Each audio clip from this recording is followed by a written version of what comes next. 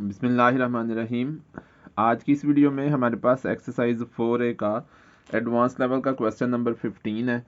Question number 15 में हमारे पास क्या कहता है, factorise each of the following expressions completely. हमने इन एक्सप्रेशंस को फैक्टराइज करना है, इनके फैक्टर्स फाइंड आउट करने हैं। तो यहाँ पे हम देखते हैं कि ये जितनी भी एक्सप्रेशंस हैं इनको अगर हमने फैक्टराइज करना है तो ये क्वाड्रेटिक एक्सप्रेशंस हैं, और इनको फैक्टराइज करने के लिए हम हम इसे मल्टीप्लिकेशन फ्रेम जो है वो यूज़ करेंगे। दो मेथड होता है हमारे पास, हम मल्टीप्लिकेशन फ्रेम वाला मेथड ही यूज़ करते आए हैं, तो हम वही मेथड जो है वो यहाँ पे यूज़ करेंगे जो कि बुक के मुताबिक भी है।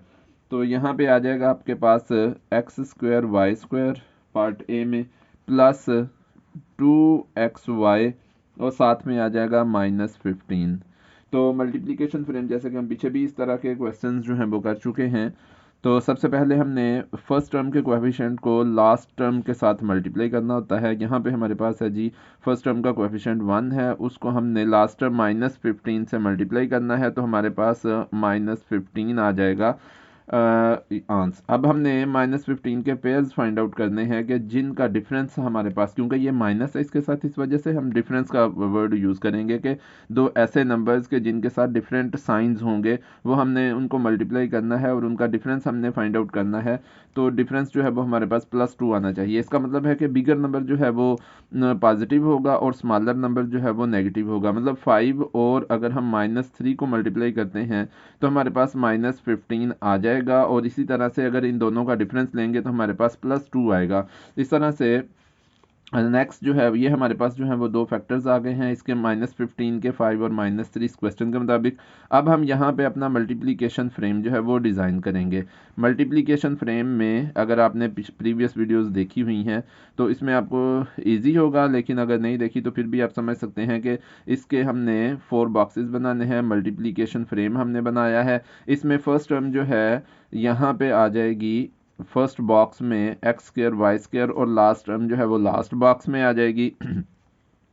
अब ये वाला जो हमारे पास जो फैक्टर्स हैं उनमें से एक फैक्टर, कोई भी एक फैक्टर यहाँ पे हम पहला बड़ा जो है वो यहाँ पे पुट कर लेते हैं, 5 और -3 यहाँ पे पुट कर लेते हैं। अब 5 और 3 के साथ जो मिडल टर्म है उसके साथ जो वेरिएबल लिखा हुआ है वो यहाँ पे हम दोनों के साथ पुट करेंगे।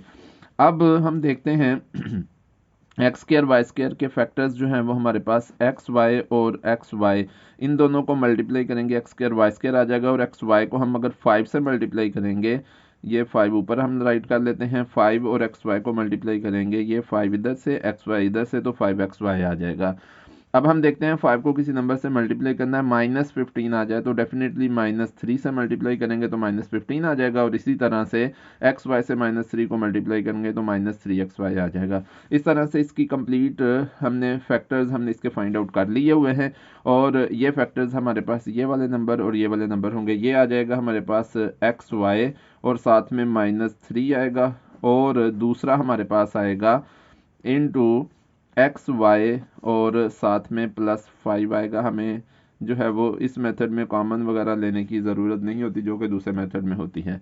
तो ये हमारे पास जो है वो इसकी कंप्लीट फैक्टराइजेशन हो जाएगी। अगर हम इसके पार्ट बी पे चलें तो पार्ट बी में हमारे पास है जी 12x² y² और -17xy और साथ में है जी -40। ये हमारे पास जो है वो इसके पार्ट बी में है। दोबारा से हम चेक कर लेते हैं, 12x² y² -17xy -40। अब हमने वही मेथड अप्लाई करना है कि हम फर्स्ट टर्म के कोएफिशिएंट को लास्ट टर्म से मल्टीप्लाई करेंगे। तो हमारे पास 12 को हम मल्टीप्लाई करेंगे जी -40 से, तो हमारे पास आ जाएगा माइनस, और 12 को 4 से मल्टीप्लाई करते हैं, इजी मल्टीप्लिकेशन होती है। अब ये कैलकुलेटर वगैरह यूज़ करने की ज़रूरत नहीं होती अगर 12 का टेबल आपको आता है। 12 4 ज़ा 48 और साथ में ये 0 ऐड कर देते हैं तो -480 आ जाता है हमारे पास। हमने -480 की फैक्टराइजेशन करनी है इस तरह से कि क्योंकि ये नेगेटिव नंबर आए तो दो नंबर ऐसे आए कि जिनका डिफरेंस हमारे पास ये मिडिल टर्म का कोएफिशिएंट यानी कि -17 आ जाए। तो हम देखते हैं कि 480 को अगर हम 2 से डिवाइड करें तो डेफिनेटली हमारे पास जो है वो ऐसे नंबर्स आ जाते हैं जो कि बहुत ही यानी कि एक छोटा और एक बहुत बड़ा है, जिनका डिफरेंस जो है वो, जैसा कि हमने कहा कि -17 आ जाए तो -17 नहीं आ सकता। तो हम यहाँ पे करते हैं जैसे कि 480 को हम डिवाइड करते हैं 2 से, तो हमारे पास दो नंबर आएंगे 240 और 2, इन दोनों का डिफरेंस जो है वो 17 नहीं आ सकता। इस वजह से हम किसी बिगर नंबर से हम इसको डिवाइड करके देखते हैं। जैसे हम 480 को 10 से डिवाइड करते हैं, ये 10 से भी डिवाइड हो जाता है तो हमारे पास 48 आ जाएगा। अब ये देखते हैं 48 और 10 का डिफरेंस जो है वो हमारे पास 38 आएगा, तो ये भी जो है वो 17 नहीं है, इसमें भी बड़ा डिफरेंस है। इस वजह से हम और बड़े नंबर से इसको डिवाइड करते हैं। चलिए हम ऐसे करते हैं 480 को 12 से डिवाइड करके देखते हैं। 480 डिवाइडेड बाई 12, आंसर हमारे पास आ जाएगा जी 40। अब 40 और 12 को अगर हम इनका डिफरेंस लेते हैं तो इनका डिफरेंस 28 आएगा, 17 नहीं आएगा।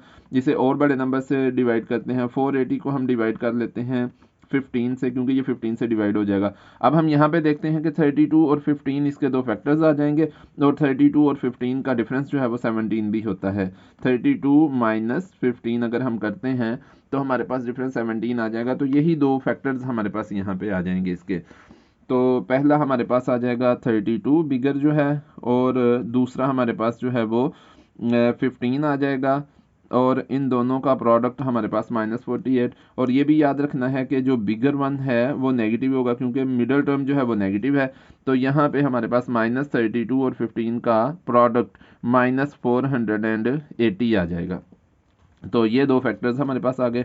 अब हम यहाँ पे इसका मल्टीप्लिकेशन फ्रेम डिज़ाइन करते हैं। मल्टीप्लिकेशन फ्रेम में यहाँ पे मल्टीप्लिकेशन का साइन आ गया।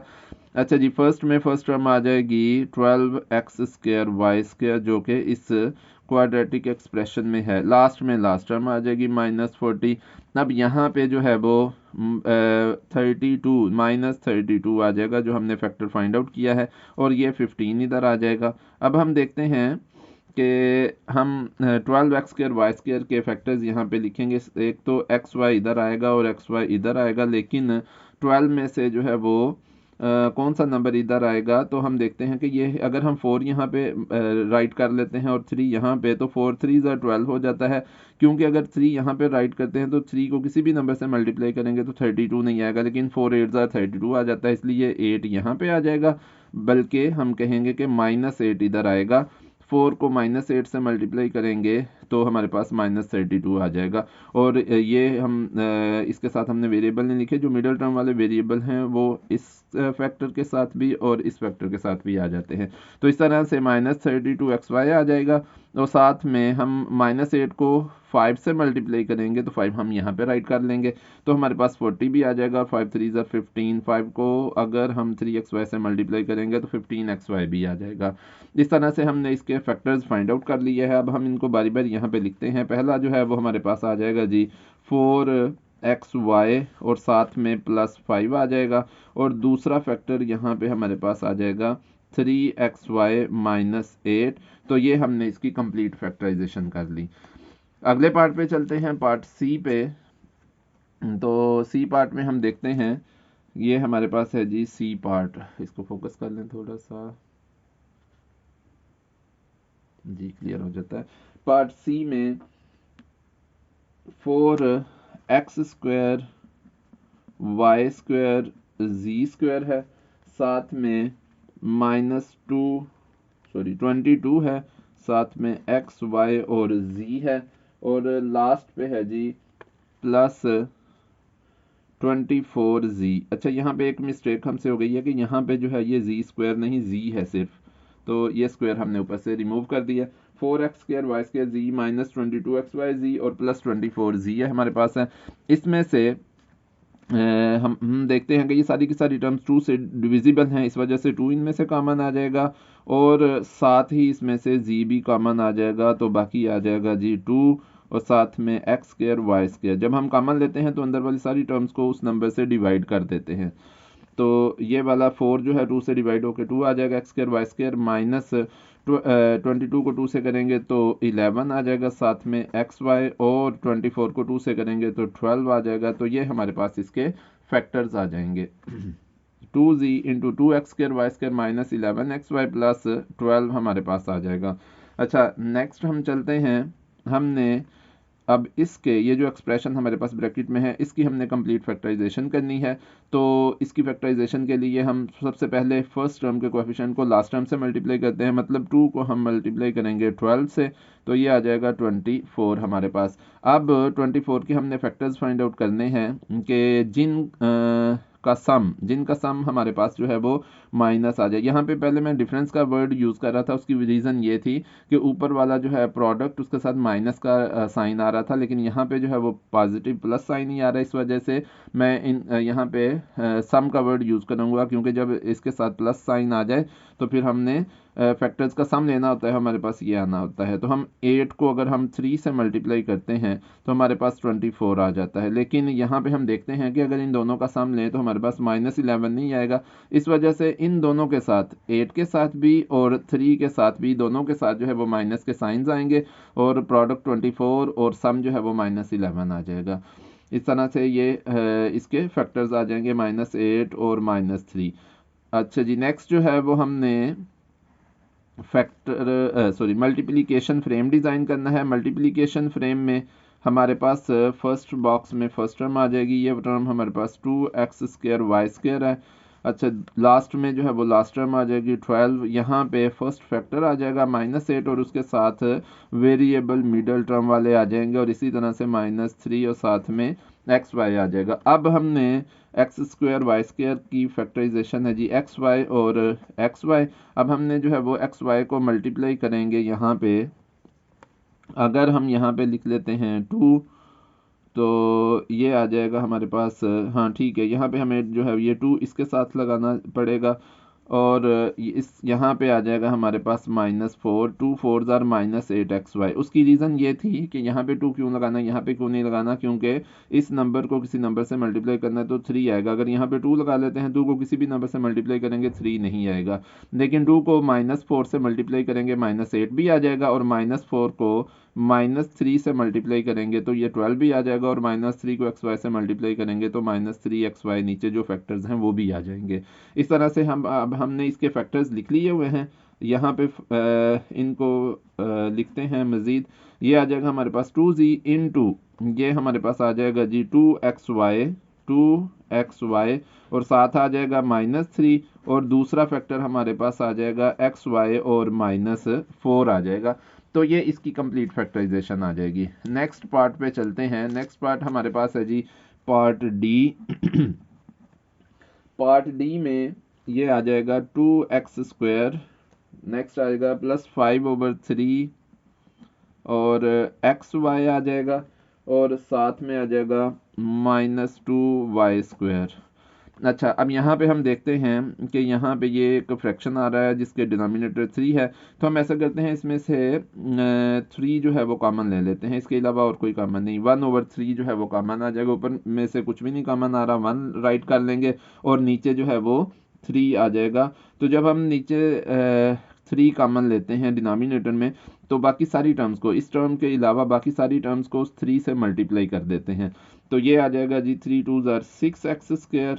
यहाँ से हमने कॉमन ले लिया हुआ है, तो इस टर्म को 3 के अलावा बाकी ऐसे ही लिखा जाएगा, और बाकी टर्म्स को जो हम 3 से मल्टीप्लाई कर देंगे तो ये आ जाएगा 3 2s are 6y²। इस तरह से हमारे पास आ जाएगा।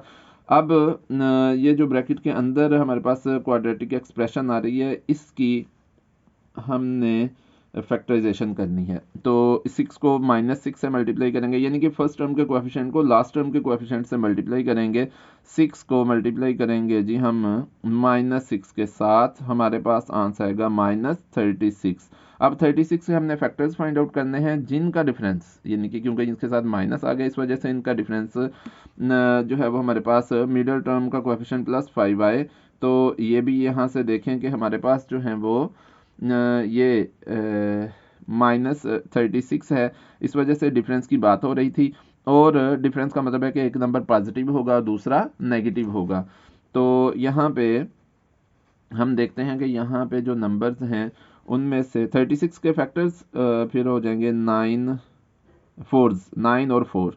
9 को अगर हम 4 से मल्टीप्लाई करते हैं तो हमारे पास आ जाएगा 36 आ जाएगा। और अगर हमने नेगेटिव करना है तो हम देखते हैं 5 पॉजिटिव है, इस वजह से बिगर तो पॉजिटिव होगा लेकिन स्मॉलर वन नंबर जो है वो नेगेटिव होगा।